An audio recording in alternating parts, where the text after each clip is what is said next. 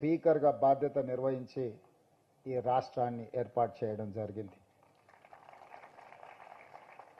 ఈ దేశానికి రాష్ట్రపతిగా, ఈ దేశానికి ప్రధానమంత్రిగా, ఈ దేశంలో లోక్సభ స్పీకర్గా, వివిధ రాష్ట్రాలలో ముఖ్యమంత్రులుగా మహిళలకు అవకాశం ఇచ్చిన 140 సంవత్సరాల చరిత్ర కలిగిన కాంగ్రెస్ పార్టీకి ఈరోజు తెలంగాణ రాష్ట్రంలో ప్రజలు అధికారం కట్టబెట్టింది. ప్రతిభా పాటిల్ కావచ్చు, శ్రీమతి ఇందిరాగాంధీ గారు కావచ్చు, శ్రీమతి సోనియా గాంధీ గారు కావచ్చు, శ్రీమతి మీరా కుమార్ కావచ్చు, ఇలా చెప్పుకుంటూ వెళ్తే స్వతంత్రానికి ముందు, స్వతంత్రం వచ్చిన తర్వాత రాజకీయ పార్టీలలో మహిళల యొక్క ప్రాధాన్యతను గుర్తించి మహిళలకు అత్యంత బాధ్యతాయుతమైన పదవులను కట్టబెట్టి సమర్థవంతంగా వాళ్ళు ఆ బాధ్యతలను నిర్వహించారు. శక్తిని మనం మహిళతో పోలుస్తాం, అభివృద్ధిని, కుటుంబం యొక్క గౌరవాన్ని నిలబెట్టడానికి మహిళతోనే పోలుస్తాం. కానీ అలాంటి మహిళకు రక్షణ కల్పించలేకపోతున్నాము. అభద్రతా భావంలో మహిళలు ప్రతిరోజు ఇంటి నుంచి బయలుదేరుతున్నారు అని అంటే అది ఏ యొక్క రాష్ట్ర ప్రభుత్వానికి గౌరవం కాదు. అందుకే తెలంగాణ రాష్ట్ర ప్రభుత్వం ఈ రాష్ట్రంలో ఇంతకుముందు మహిళా వేధింపు కార్యక్రమాలు పట్టణాలకే పరిమితమయ్యేది, లేదా కొన్ని కళాశాలలోనో లేకపోతే పబ్లిక్ ప్లేసెస్లోనో మహిళలు వేధింపులకు గురయ్యేది. సాంకేతిక పరిజ్ఞానం పెంపొందిన ఈ సమయంలో cyber crime, social media also is playing a crucial role in harassment of women.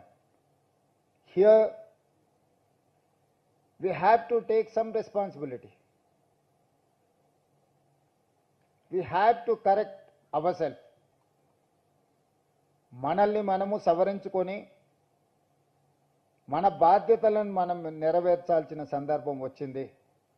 ఇంతకుముందు ఉన్నతాధికారులు మాట్లాడుతూ అమ్మాయిలు ఇంట్లో నుంచి బయలుదేరినప్పుడు జాగ్రత్తగా ఉండను, లేకపోతే ఏదైనా తప్పు జరిగితే అమ్మాయిలనే తప్పు పట్టడము, ఇలాంటివన్నీ మన వ్యవస్థలో వేళ్ళూనుకున్న ఒక దుష్ట సాంప్రదాయం.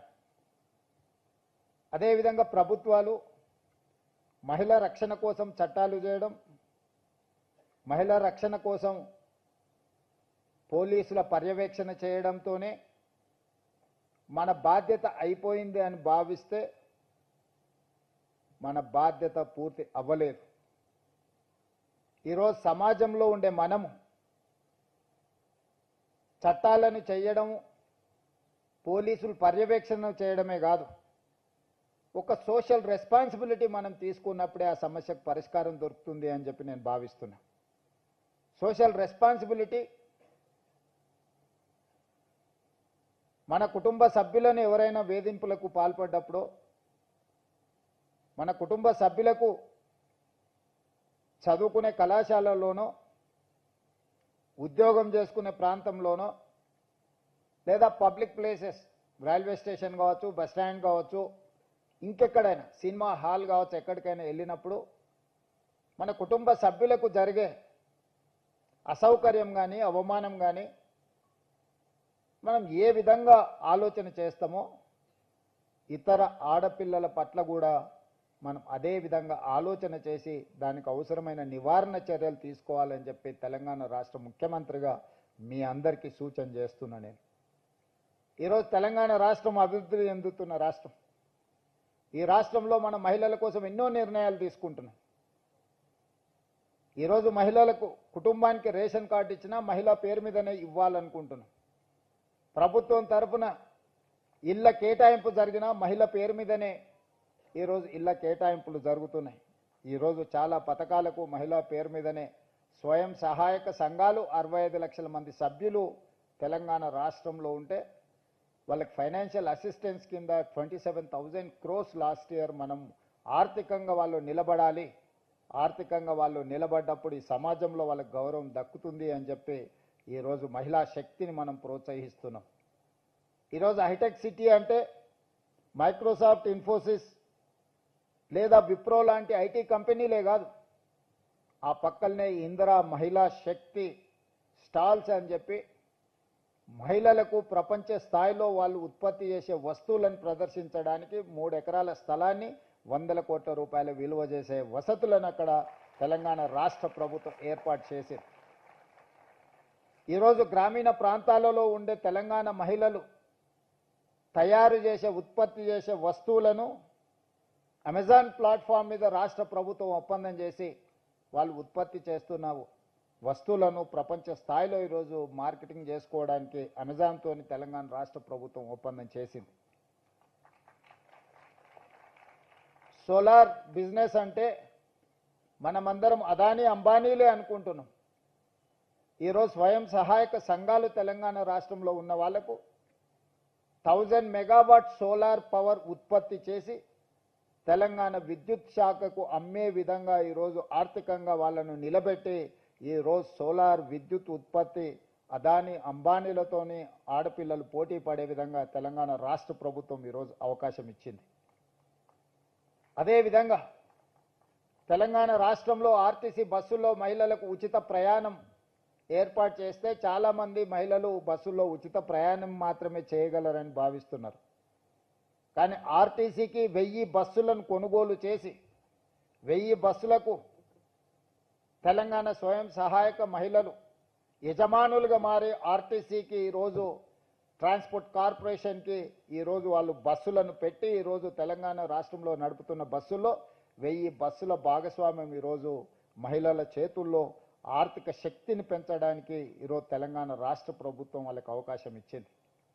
ఇదే కాదు, తెలంగాణ రాష్ట్ర ప్రభుత్వం వివిధ జిల్లాలలో ప్రభుత్వ స్థలాలను కేటాయించి పెట్రోల్ బంకులు నడపడానికి ఈరోజు ఆడపిల్లలకే స్వయంగా పెట్రోల్ బంక్స్ నిర్వహించడానికి ఈరోజు మహిళా శక్తి ఈరోజు మనం ప్రోత్సహిస్తున్నాం. ఎక్కడ అవకాశం ఉంటే అక్కడ ఆడపిల్లలకు ఈరోజు ఆర్థికంగా నిలబడడానికి అవకాశం ఇచ్చినాం. అదే కాదు, దేశంలోనే మొట్టమొదటిసారి మహిళా యూనివర్సిటీకి వీరనారి చాకలి ఐలమ్మ స్ఫూర్తిని పోరాట స్ఫూర్తితో ఈరోజు మహిళా యూనివర్సిటీకి వీరనారి చాకలి ఐలమ్మ పేరు ఈరోజు మనం పెట్టుకోవడం జరిగింది. అంతెందుకు, తెలంగాణ రాష్ట్రానికి తెలంగాణ తల్లి అని ఒక ఆడబిడ్డనే మనం ఒక అమ్మగా ఈరోజు తెలంగాణ రాష్ట్రానికి ఒక స్ఫూర్తిని, ఒక మూలి అని ఒక ఆడబిడ్డనే మనం ఒక అమ్మగా ఈరోజు తెలంగాణ రాష్ట్రానికి ఒక స్ఫూర్తిని, ఒక మూర్తిని ఈరోజు మన ప్రభుత్వం అందించుకున్నది. అంటే ఈ తెలంగాణ రాష్ట్రంలో మొన్నటి వరకు చీఫ్ సెక్రటరీగా కూడా ఒక మహిళా అధికారే ఉండే, నేను వచ్చిన తర్వాత ఆల్మోస్ట్ 1.5 years. సో ఈరోజు vigilance and enforcement DG Shikha Goyal, anti corruption bureau DG Shri చారు సిన్హా గారు వివిధ శాఖలకి ఈరోజు పోలీస్ డిపార్ట్మెంట్లో అత్యంత కీలకమైన శాఖలు మహిళా అధికారులే. Education secretary, principal secretary Yogita Rana, municipal principal secretary T Sridevi ఈరోజు కీలకమైన శాఖలన్నిటిని కూడా చాలా జిల్లాలకు ఎస్పీలుగా, చాలా జిల్లాలకు కలెక్టర్స్గా, ఇంక్లూడింగ్ హైదరాబాద్ కలెక్టర్ మహిళల చేతుల్లో ఈరోజు ఈ ప్రభుత్వం అధికారాన్ని అందించింది. ఈ రాష్ట్ర ప్రభుత్వానికి మహిళల యొక్క శక్తి, మహిళల యొక్క నైపుణ్యం పట్ల సంపూర్ణమైన విశ్వాసం ఉన్నది. కానీ తెలంగాణ రాష్ట్రంలో ఇంకా మహిళలకు సంపూర్ణమైన రక్షణ ఉన్నదా అంటే కొంచెం ఆలోచన చేయాల్సిన పరిస్థితులు ఉన్నాయి.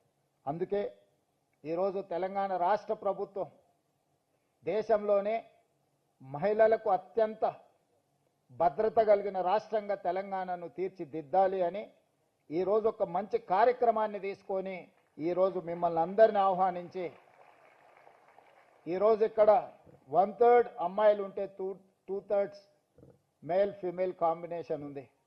వాళ్ళ రక్షణ వాళ్ళకు వదిలేయకుండా వాళ్ళ రక్షణ ఇక్కడున్న మనమందరం తీసుకుంటే ఖచ్చితంగా 100% తెలంగాణ రాష్ట్రంలో మహిళలకు రక్షణ అందించబడుతుంది అని నేను భావిస్తున్నా. అందుకే మహిళల రక్షణ కోసము తెలంగాణ యువకులు ఒక బ్రాండ్ అంబాసిడర్గా నిలబడాలి. మనం ఎంత విజయం సాధించినా మహిళలను ఆర్థికంగా నిలబెట్టినప్పుడే ఆ కుటుంబము, ఆ రాష్ట్రము, ఆ దేశము ఆర్థికంగా బలపడుతుంది. తెలంగాణ రాష్ట్రం 2034కి $1 ట్రిలియన్ ఎకానమీ, 2047కి $3 ట్రిలియన్ ఎకానమీ రీచ్ అవ్వాలి అని అంటే సమాజంలో సగభాగమైన ఆడపిల్లలకు రక్షణ ఉండాలి. రక్షణ ఉన్న ఆడపిల్లలు ఆర్థికంగా ఎదగాలి. ఆర్థికంగా ఎదగాలి అంటే వాళ్ళు చదువుకోవాలి. వంటింటి కుందేళ్లుగా ఇంటికే పరిమితం కాకుండా వాళ్ళలో ఉన్న శక్తి, నైపుణ్యాన్ని ఈరోజు వాళ్ళు అభివృద్ధి చేసుకొని తెలంగాణ ఎకానమీలో వాళ్ళని భాగస్వాములను చేయాలన్నదే మా ప్రభుత్వం యొక్క ఆలోచన. ఈరోజు ప్రపంచంలో ఏ అభివృద్ధి చెందిన దేశాన్నైనా చూడండి, ఏ దేశంలో అయితే మహిళలు ఎంటర్‌ప్రెన్యూర్స్‌గా, మహిళలు ఎంప్లాయీస్‌గా, మహిళలు సైంటిస్టులుగా, లేకపోతే డాక్టర్లుగా, లాయర్లుగా, ఇంజనీర్లుగా రాణించిండ్రో ఆ దేశంలో ఆర్థిక పురోగతి సాధించినాయి. ఈరోజు తెలంగాణ రాష్ట్రం కూడా ఆర్థిక పురోగతి వైపు వేగంగా ప్రయాణం చేస్తుంది అంటే ఈ రాష్ట్రంలో ప్రభుత్వం కానీ, ప్రైవేట్ కార్పొరేట్ సెక్టర్స్లో కానీ మహిళలకు సముచితమైన అవకాశాలు ఉన్నాయి. వాళ్ళు ఇంకా రాణించాలి, ధైర్యంగా వాళ్ళు ఉద్యోగ ఉపాధి అవకాశాలను నిర్వహించాలి అని అంటే ఆ మహిళలకు రక్షణ ఉండాలి. ఆ రక్షణ కల్పించే బాధ్యత చట్టాలు చేయడమో, పోలీసుల పహారాలు కాయడమో సరిపోదు. మనందరం కూడా సామాజిక బాధ్యతగా తీసుకోవాలి. మనందరం కూడా ఆ రక్షణ కల్పించినప్పుడు ఎవరైనా ఏదైనా వాళ్ళకి ఇబ్బంది కలిగించినప్పుడు నిలబడి ప్రశ్నించే అనే తత్వాన్ని మనం పెంచుకోవాలి. నాకెందుకులే అనో చూసి చూడనట్టు ఉండడం కూడా ఒక రకంగా నేరాన్ని ప్రోత్సహించడమే. అది కాలేజీలో కావచ్చు, బస్ స్టాండ్లో కావచ్చు, బస్సులో ప్రయాణం చేసేటప్పుడు కావచ్చు, రైలు ప్రయాణం చేసేటప్పుడు కావచ్చు, ఎనీ అదర్ పబ్లిక్ ప్లేస్ ఎక్కడ ఇలాంటి సంఘటనలు జరిగినా మనం దాన్ని సవరించడానికి ప్రయత్నం చేయాలి. కంప్లీట్ పోలీస్ వ్యవస్థ ఈరోజు టెక్నాలజీని కూడా మనం అడాప్ట్ చేసుకున్నాము. ఈరోజు ఫిజికల్ క్రైమ్ కంటే కూడా సోషల్ క్రైమ్ పెరిగిపోయింది, సోషల్ మీడియా క్రైమ్ పెరిగిపోయింది, సైబర్ క్రైమ్ పెరిగిపోయింది.